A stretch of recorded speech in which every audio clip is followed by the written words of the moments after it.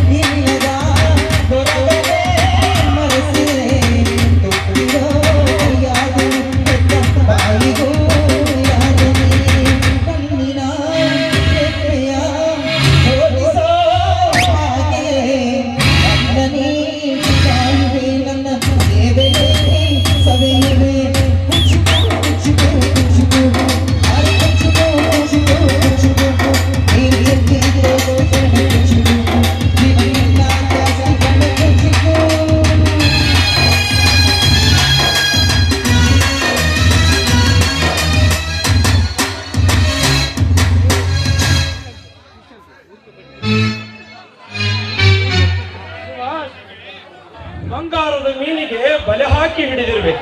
ನಿನ್ನ ಪ್ರೇಮದ ಬಲೆ ಇರ್ತದೆ. ಯಾರಿಗುಂಟು ಯಾರಿಗಿಲ್ಲ ಈ ಅದೃಷ್ಟ.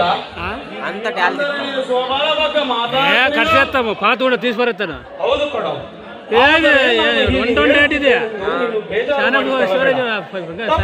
ಭಾವಿಸಲು ಬೇಡ. ಅವಳು ಹುಟ್ಟುವಾಗಲೇ ಪ್ರೇಮದಲ್ಲಿ ಲೈಲಾ ಮಜ್ನು ಆಗೋಣ ಅಂತ ಹೇಳುತ್ತಿದ್ದಾಳೆ. ಮುಂದೆ ಅದು అట్లా తీసాను నాకు తీసాను నేను పాఠశాల కట్ట కాదు కొత్తల్లిదే దసరాకు తీసుకుంటే ನೀನೆ ದೇವದಾಸನಾಗಬಾರದು.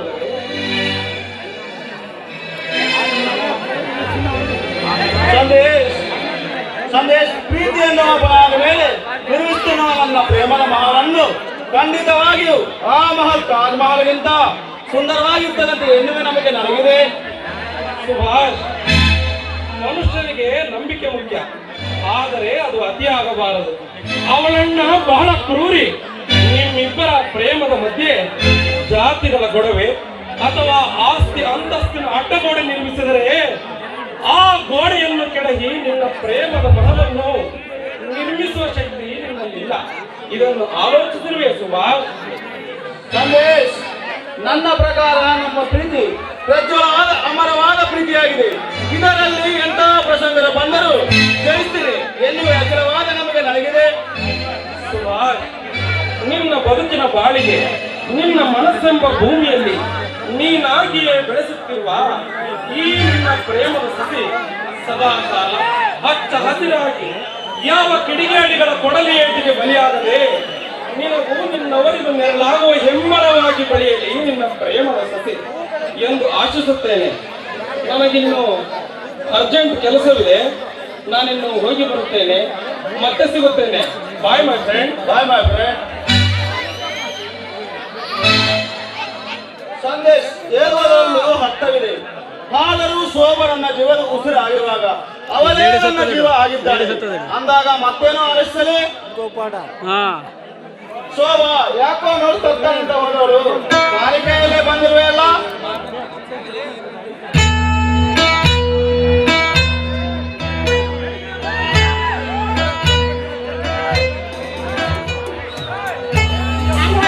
ಅವಳ ಫೋನ್ ಮೇಲೆ ಸ್ವಿಚ್ ಆಫ್ ಆಗಿತ್ತಲ್ಲ, ಅವಳು ಕೂಡ ರೂಮಲ್ಲಿ ಇರಲಿಲ್ಲ.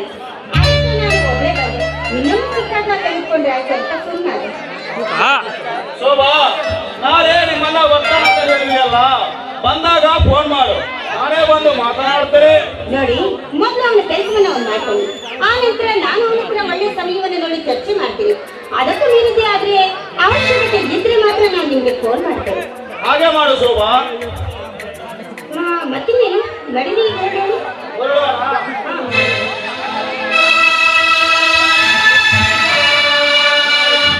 ಹೊರಡೋಣ. ಹೊರಡೋದಕ್ಕಿಂತ ಮುಂಚೆ ಯಾರಿಲ್ಲದ ಈ ಬೃಂದಾವನದಲ್ಲಿ ಈ ಪ್ರಿಯಕರಣಿಗೆ ಹೋಗೋ ಮನಸ್ಸು ಮಾಡಬಹುದಲ್ಲವೇ? ಸಮಾಧಾನ ಏನೇ ಆಗಲಿ ಈ ನಿಮ್ಮ ತುಂಟತನವನ್ನು ಮಾತ್ರ ನೀವು ತಿಳಿಯಲಿಲ್ಲ. ಬನ್ನಿ.